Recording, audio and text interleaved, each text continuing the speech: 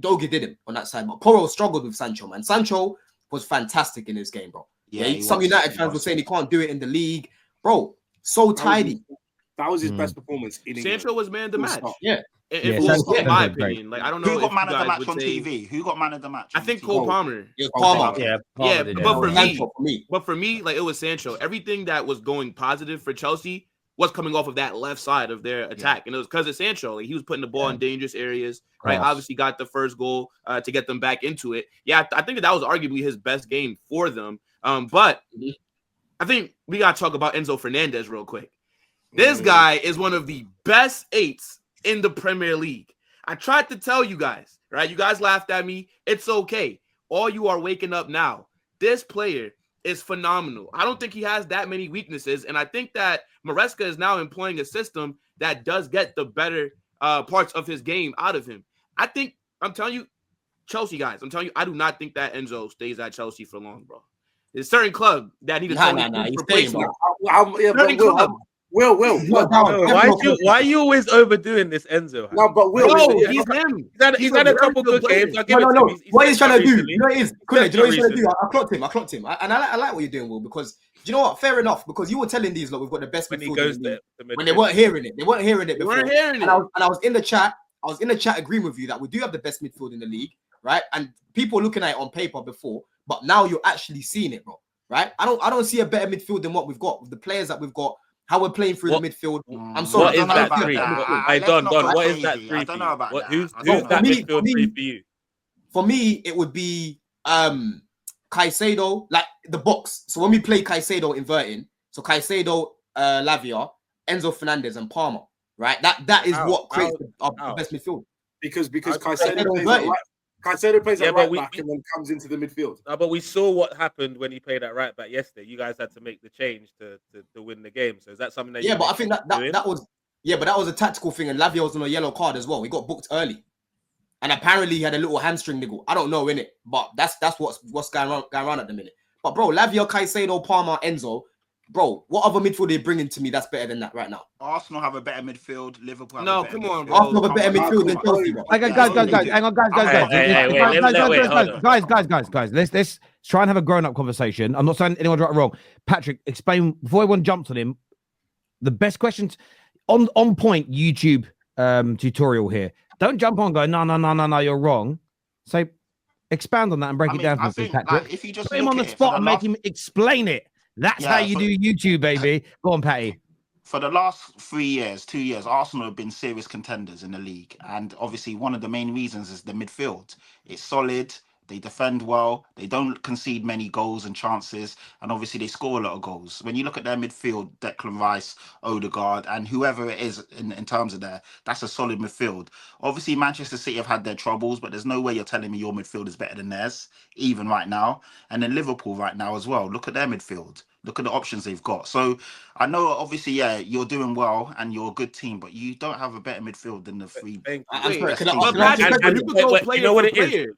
Just to break it down. And this is what. Let me ask you some questions, Patrick. Quickly, Don. Quickly, before he comes in. I know what Will's going to try and do now, because what you're going to do is player for player. Yes, we've seen these other midfields perform for the last 2 years, so we know exactly. What to expect. That's my point. We're not going off our 4 because they've got these attributes and they've played 6 good games. That means they're a better midfield. Football doesn't work. Let me ask my question, bro. It doesn't. The way you are answering. Fair enough. But I see you doing the same thing. But go ahead. All right. So then, cool. Because you definitely can do player for player, right? I think individual quality is what it makes people say that somebody's better than the other. Well, you can do that, but you've also got to look at how they perform as a unit. And they're performing well as a unit, bro. They've been showing you. Yeah, they now have structure, and now you see them playing better as a unit. Like, I'm sorry, Patrick, you're not going to tell me that Declan Rice is a better 8 than Enzo Fernandez, bro, right? But you're not going to tell me that, because every single time I ask people, what does Rice do as an 8? They run straight to, he's got legs. I used to hear this about Gallagher, right? They never told me about, no, hold on, let me finish, bro. Let me finish, Patrick. They never told me about what he does to create. They never told me about him crashing the box. They never told me about him linking up with the attack. It's always he's just got legs, right? And then you've got Caicedo right now. What, you're telling me you're going to take Partey over Caicedo right now, bro? You know what I mean? You're telling me Odegaard's better than Palmer right now, bro? Yes. Let's not do this, my brother. Yes. You know what I'm saying? Let's not do this, my brother. You don't believe our midfield is better than them. Okay, guys. So, guys, we could argue all day about this, and I like it. However, I'm going to throw this out to you all now, and I want the 4 people in this debate. Me, David, and Henry are going to sit back and chill. So, everyone who thinks, the gentlemen in the panel who think, and the viewers who think that Chelsea's midfield is better, and I think we have to. You could argue as individuals, yes, but that's not how teams succeed.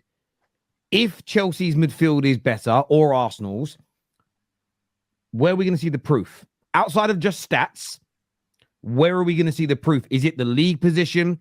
Is it going to be when the 2 teams play each other, who dominates the ball the most, which midfield creates the most? What's the data? What's the evidence? What are the facts that we can all go to prove this point? Because there has to be, it can't just be an opinion. There has to be something. So, for instance, I would say the team with the best attack by the end of the season would have scored the most amount of goals and has the most amount of assists as a collective, right? You could argue that. The best defense, that's a fucking easy one, right? Liverpool's, it concedes the least amount of goals, right? How do you guys want to determine between now and the end of the campaign who's got the best midfield? What's the metric we're going to go by? Where objectively at the end of it, we can go, I was wrong, Chelsea's is better, or I was wrong, Arsenal's is better. What's the proof? But Terry, what would you use as proof to your point? But Terry, there's multiple factors you can look at, though. You're not going to just look at one thing. You're not going to look at one metric. You're not going to just look at goals. I didn't say one metric. I didn't say one metric, did I? So many things you're looking at here. Yeah, okay. So hang on. Sorry, Kinley. So cool. I agree. It isn't just pass completion. It isn't just interception rates. But what are those metrics that we can all look at and go, right, this is going to prove, based on your debate, because you 4 get to frame it.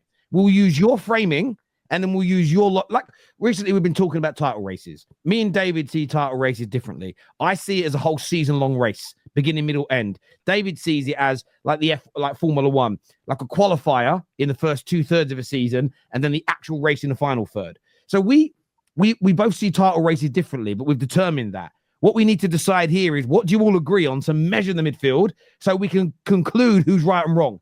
There must be a way of doing that. Like, there's so many different things that are in the midfield, though. So it's not like defense, or it's not like attack where you're looking at one aspect. So it's like, how do you really have a metric to say this midfield is better other than your eye test? Like, really? Hang on. So we're saying that with teams we have the league and trophies. Defense and goalkeepers, we have save rate, tackle rates, goals conceded. Attacks, you have creativity and goals being scored. Are we saying there are no metrics in football to determine who the better midfielders are? But I look at every midfielder differently, though. It all depends on what your role is supposed to be. Like I've said, Declan Rice, for me, does not do enough offensively on the ball, right? You could talk about his dead ball situations where he can whip in the ball. Okay. No, hold on, bro. Let me finish what I'm saying, yeah?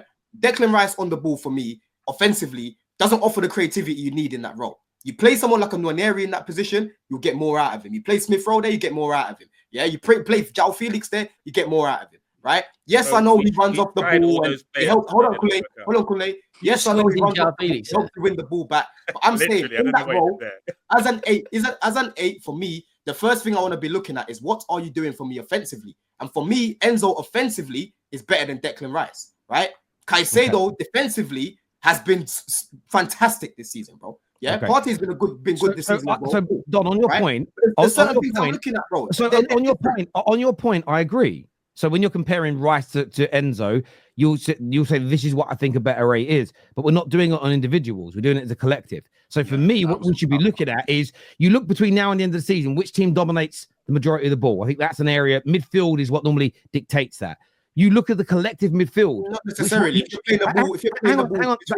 But we have to agree to something, because we've got to win the debate one day, right? So we haven't got to finalize it now. What I'm saying is, it could be, and I'm throwing out examples. You look at the overall team's possession stats. You look at the collective level of dual successions in the middle, interceptions, which are based on defensive attributes. Maybe you look at how often the midfield is getting bypassed and dribbled at. Then you can start looking at the midfield collectively for chances created, goals being scored, as an example, passes that break the line into the final third, right? There has to be, and again, not individually, but you look at it as a collective. And then at the end of the season, we look at it and go, well, actually, out of the 10 metrics that you 4 agreed on, Chelsea are better on 8 out of 10. Therefore, that is conclusive, along with the eye test to say it's better.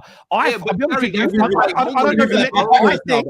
think, gents, and this goes for in these debates all the time, people don't want to nail to the mast what makes a midfielder better because they're maybe just a little bit worried that the facts won't back up the eye test here. I will put it this way. I'll put the debate this way. Will and Don, you can decide on the metrics that will decide the outcome. But my metric is my eye test. You're trying to give me check your eyes, bro. We can't check your eyes. Not good enough. This is what he wants us to go to the numbers first instead of going to our eyes first. That isn't what I said. That isn't what I said, bro. That's not what he said. Hang on. Let me respond to that, Don. I don't, Don. If you, for instance, say, let's just look at two individuals. Say you compare Caicedo to Thomas Partey, and say you say Caicedo is better in the duels, okay? But then by the end of the season, Thomas Partey wins 30% more of his ground duels and 20% more of his aerial duels. Your eye test doesn't match the facts. So the point I'm making is, I agree that your eye test can tell you. I prefer to watch on the ball Enzo Fernandez to Declan Rice. I do. I think he looks better on the ball. I agree with that 100%. However, you have to be able to back your claim with facts. I can't say my eyes tell me that Bruno Fernandes creates more than KDB, and then the facts show he doesn't. I can't say Haaland's a better fixture than Mo Salah if Mo Salah scores 15 more goals and has a higher conversion rate than him. I think he's wrong. I've already told you. If you're playing in that 8 position, for example, Enzo and Declan Rice, if you're playing in that 8 position, create some chances for me. Get some assists on the board. Score me some goals, right? And I need to see things in open play as well. Didn't Rice do all of those things, bro? Last season. Yeah. Say again, bro? I think it's quite... assists. Bro, I think it's quite Rice is a I've actually got a cut. I'm even here a bit later. We're basing on what you just said. Rice did all of those things last season, so we're basing on what you just said. So no, but Don's point is that if Rice doesn't contribute enough in open play, like into the final third, his eyes can tell him that. But Terry's point is that there should be a statistical analysis that tells us that that's true, because if he doesn't provide enough in the final third, then surely Enzo Fernandez would have more passes into the final third. You know what, Terry? I'm not going to lie. Or more dangerous like passes. The reality is, Terry, the only way this works. Sorry, guys. No. But what you just said there is part of the conversation of deciding the metric. I absolutely agree. You have to look at who played the most minutes, but then you have to look at why. So, for instance, say Enzo Fernandez between now and the end of the season is fit and available, but Declan Rice plays 1,000 more minutes. There's a chance that Declan Rice might have lower percentages in certain elements because he's contested more duels. But then you have to ask a question, well, why does he play more minutes? Well, that would suggest he's better, potentially, right? I'm not saying it doesn't mean that, but this is why you have a conversation. I think the idea of having a debate and just saying, I don't care about any stats or facts. I'm just getting with my eye test. I don't think anyone said that, no. No, I'm suggesting. How you trying to quantify it? No, I haven't said anything. No, I haven't. No, it's not. No, Don, that's bullshit. Don, that's bullshit. That's bullshit. Don, that's bullshit. Do you know why it's bullshit? Because I haven't tried to quantify it. I've said you can go away and find the metrics. How's that bullshit? And I've told you some of the metrics, bro. I've told you some of the metrics. And I haven't disagreed. So what are you talking about? Fair enough, then. I thought you I say, Don, you go find the metrics, and then you go, Terry wants the metrics to be bullshit. Then you're me. Look, I think if we had to ask everybody right now which midfield they would rather have, right? Would you rather have Enzo, Caicedo, and Palmer, or Odegaard, Rice, and Partey? I think an overwhelming amount of people would take Chelsea's midfield. Like, but there's other things. What about Liverpool? Why are we just talking about Arsenal? There's Liverpool, there's Man City. Well, that was the question, was Arsenal's. No. It was the best midfield in the league. It was the best midfield in the league. Let's move on to them. I don't think I gotta go. But before I go, I don't think Gravenberch, McAllister, and Jones is a better midfield than us. Oh, come on. What are we doing? Man City right now haven't got Rodri. Man City haven't got Rodri. They're literally being cut. Hold on. Just let me on, right? You would take Don, you're so inconsistent here, bro. And McAllister. This is mad. Crazy work. Bro, Gravenberch and Caicedo have been the best midfielders in the league this season, right? But McAllister's not been as good as Enzo Fernandez this season, bro. I'll give you Palmer starts, right? Enzo Fernandez has been good for like over a month, bro. He's been good for a minute. Palmer starts, right? Regardless of who the other two centre mids is. I think Palmer starts. I would take Palmer over Odegaard. But Gravenberch for me has been clear of Caicedo? No, so Lavia. I think based on that, I would take Caicedo, Gravenberch, and Palmer. So that means Chelsea have a better midfield. That means they're taking 2 more players. Yeah, so that means you're taking Chelsea's midfield. Guys, this is and I agree. Listen, I take quite a lot of. I like Chelsea's midfield. I'm not even saying they're bad. I'm saying that all of this stuff is subjective, and I think in any healthy debate, you have to apply an objective element to it to prove it, because the league is based on objectivity. It's based on a league table, which has loads of different metrics in it, like goals scored, goals conceded, points gained, and everything else. And it decides who the best of the worst is. And I think that if you're unwilling to allow any element of a debate to become objective, that tells me you're maybe a little bit fearful that your eye test, you might be a little bit blind, a little partially sighted maybe. I actually think there's a good chance that Chelsea's midfield could come out on top, by the way. I made sure I waited till now before I said that because I wanted to have the conversation first. But viewers, look, give us your thoughts and your feelings. I want to move on to a few other subjects. Sorry, guys. A few super chats here.